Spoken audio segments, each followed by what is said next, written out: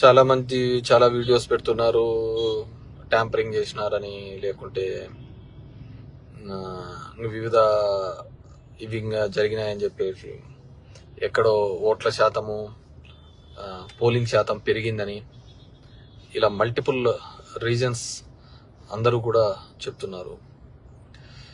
So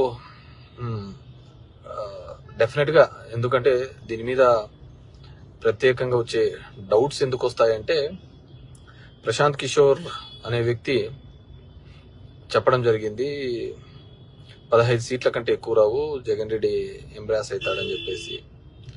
ప్యారలల్గా అశ్విని దత్ అదే విషయాన్ని 160 అని చెప్పడం జరిగింది. కేకే సర్వే రిపోర్టు 161 అని చెప్పడం జరిగింది. అచ్చెం నాయుడు 160 అని చెప్పడం జరిగింది.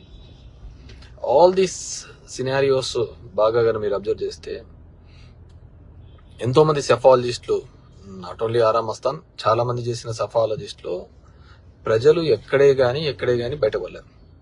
మరి వీళ్ళకి ఏ సర్వే రిపోర్ట్స్లలో ఆ విధంగా బయటపడిందో ఎవరికి తెలియదు అనమాట. మరి ఎక్కడ వాళ్లకు ఆ విధంగా బయటపడి 160 వస్తుందని నెంబర్ చెప్పడము, పవన్ కళ్యాణ్ 21కి 21 హిట్ చేయడం, the majorities, if you look in to the majorities చూస్తే అసలు వాళ్ళు కూడా అన్ని ఎక్స్పెక్ట్ చేసింటారో లేదో ఆ విధంగా మెజారిటీస్ రావడం జరిగింది. If you look in to the చాలా చోట్ల వాళ్ళు కూడా ఎక్స్పెక్ట్ చేయలే ఆ విధంగా వస్తుందని. అండ్ ఒకవేళ ప్రజల్లో అంత వ్యతిరేకత ఉన్నా, ఆ విధమైన భావజాలంతో ఉంటా కానీ అది మిగతా సెఫాలజిస్టులు చేసినప్పుడు కానీ దీనిలోనూ బయటపడేవాళ్ళు. సో ఎలక్షన్ల తర్వాత కూడా ఏ పార్టీకి వాళ్ళు మాకు పడిందని ఊహలతోనే ఉన్నారు కానీ వ్యతిరేకమైన ఓట్ అని చెప్పేసి. ఈ విధమైన, ఎందుకంటే there are 70 to 80 constituencies which is strong hold for YCP. అలాంటి దానిలలో కూడా మెజార్టీస్ తగ్గే కార్యక్రమం కూడా చేయడం జరిగింది. సో కొంతమంది సుప్రీంకోర్టు డెసిషన్ ప్రకారము ఈవీఎంస్ చెక్ చేయొచ్చు కదా అనే దాని మీద కూడా, సరే ఈవీఎం టెస్ట్ చేస్తాము, ఒక ఈవీఎంని చెక్ చేయడానికి 5% ఆఫ్ ఈవీఎంస్ చెక్ చేయొచ్చు అని ఉంది. ఒక ఈవీఎం టెస్ట్ చేయాలంటే 47,000 కట్టి కలెక్టర్కి ఇవ్వాలి, కలెక్టర్ చేయాలి. కానీ ఆ ఈవీఎంలు చెక్ చేసేవారికి వచ్చేవాడు ఎవరు? కంపెనీ రిప్రజెంటేటివే కదా. మరి కంపెనీ రిప్రజెంటేటివ్ వచ్చి అది సరిగ్గా లేదని ఎలా చెప్పగలుగుతాడు? బాగుందనే చెప్తాడు. అండ్ టెక్నికల్గా మనం క్వాలిఫై కాదు, మనం క్వాలిఫై కాదు. అది అతను చెప్పినది కరెక్టా తప్ప అని ఇది చేసేది. అది ఇప్పుడు ఒక బండి ఉంది, మెకానిక్ చూపిస్తాము, అతను వచ్చి చెప్తాడు. సో అది కరెక్టో తప్ప ఇంకో మెకానిక్ చూపిస్తే వాడు చెప్తాడు.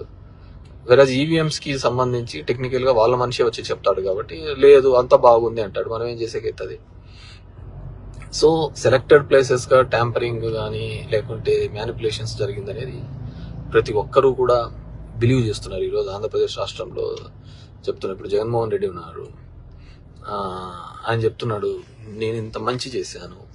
ఇది ఒకవేళ కన్నా ఆ మంచే ఆ విధంగా చెడు అయింది, లేకుంటే ఇంకో విధంగా వెళ్ళారు అంటే చంద్రబాబు చెప్పిన స్కీమ్స్ ఇంకోటి వల్ల వెళ్ళారు అంటే ఇట్స్ బిగ్ అగైన్ పెద్దది. ఇప్పుడు అసలు ముక్కు మోహం తెలియని వాళ్ళు, కొత్త వాళ్ళు కూడా వచ్చి ఆడ ఇది చేయడం అంటే ఇంకేముంటుంది? దేర్ ఇస్ నో రీజన్ కదా.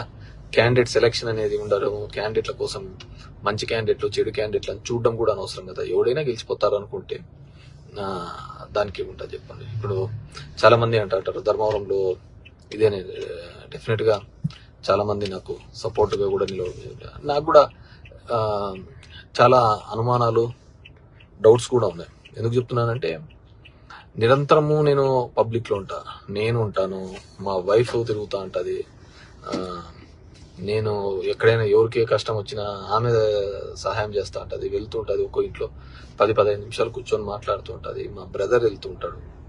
ఆల్మోస్ట్ 5 yearsగా మీ ముగ్గురము ఎక్కడో ఒక చోట తిరుగుతూనే ఉంటాం, ఏదో ఇంటికి వెళ్తూ ఉంటాం, ఉంటాము, ఇది చేస్తుంటాం. అలా ఇది చేసినాక కూడా ఇది కాలేదు అంటే సో దెర్ ఈజ్ సంథింగ్, ఎక్కడో ఒక మనకు తెలియని ఒక మిస్ అవుతున్నారు. ఒకవేళ అది మ్యానిపులేషనే కాదు అనుకుంటే, నా గెస్ అయితే ఖచ్చితంగా 20-30 వేల ఓట్లు ఖచ్చితంగా జరిగిన కార్యక్రమమే జరిగింది ప్రతి చోట కూడా. That's make sure of that. And అదేవిధంగా కొంతమంది 90,000 ఇది ఆ మధ్యలో జరిగినది ఇవన్నీ కూడా, వీటన్నిటినీ కూడా కన్సిడర్ తీసుకుంటే మాత్రం ఖచ్చితంగా ఏదో జరిగిందని. ఇంకా లేదు జగన్మోహన్ రెడ్డిని లేకుంటే అభ్యర్థుల్ని కూడా ప్రజలే తిరస్కరించినారు అనుకుంటే దానికి ఇంకెవరు చేసేయట్లేదు. ఎందుకంటే చంద్రబాబు మంచి మద్యం ఇస్తానన్నాడు, ఆ మద్యం మీకు క్వాలిటీ మద్యం ఇస్తానన్నాడు, మంచి ధరకి ఇస్తానన్నాడు. జగన్మోహన్ రెడ్డి మంచి విద్య అందిస్తానన్నాడు, మంచి వైద్యం అందిస్తానన్నాడు. సో ఇక్కడ విద్యా వైద్యం ముఖ్యమా అని అనుకుంటే అది మందు ముఖ్యమా అనుకుంటే మందు దిక్కే అడుగులు వేసినట్టు అనుకోవచ్చు అనమాట. ఎవరో పెడుతున్నారు పాపం, మా 150 వచ్చింది కదా, మరి అప్పుడు డౌట్ రాలేదా అని. ఖచ్చితంగా ఆ రోజు వ్యతిరేకత అనేది పబ్లిక్ గా ప్రజెంట్ అవుతుంది, రిప్రజెంట్ అవుతుంది, కనపడుతుంది. వ్యతిరేకత అనేది బాగా కనపడుతుంది అందరికి, విజిబిలిటీగా కూడా. సో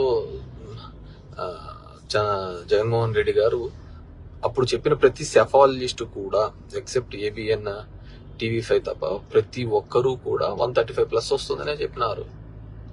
ఇప్పుడులా కాదు, ఇప్పుడు చెప్పినది ఓన్లీ 3, కానీ 160 ఫిగర్ని డైరెక్ట్గా ఎలా మ్యాచ్ చేసి చెప్తున్నారు అనేది ఇట్స్ బిగ్ క్వశ్చన్ అనమాట. సో విన్నారు కదా ఫ్రెండ్స్, ఇది కేతిరెడ్డి గారి చెప్పినటువంటి విషయం.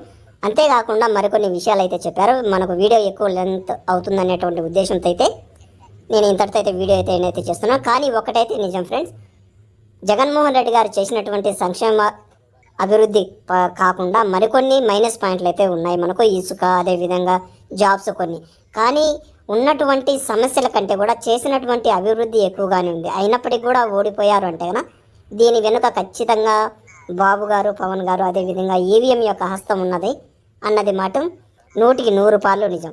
ఏది ఏమైనప్పటికీ కూడా జరిపింది కాబట్టి దాన్ని మనం ఎవరూ మార్చడం లేము. సో ఫైనల్గా నేను చెప్పదనుకున్నది ఒకటే, ఖచ్చితంగా మన ఛానల్ని అయితే సబ్స్క్రైబ్ చేయండి, అదేవిధంగా బెల్ ఐకాన్ అయితే ఆన్ చేసుకొని ఇదే విధంగా సపోర్ట్ చేస్తురండి. మున్ముందు మరికొన్ని మన రాష్ట్రానికి సంబంధించినటువంటి వీడియోస్ ఖచ్చితంగా చేద్దాం.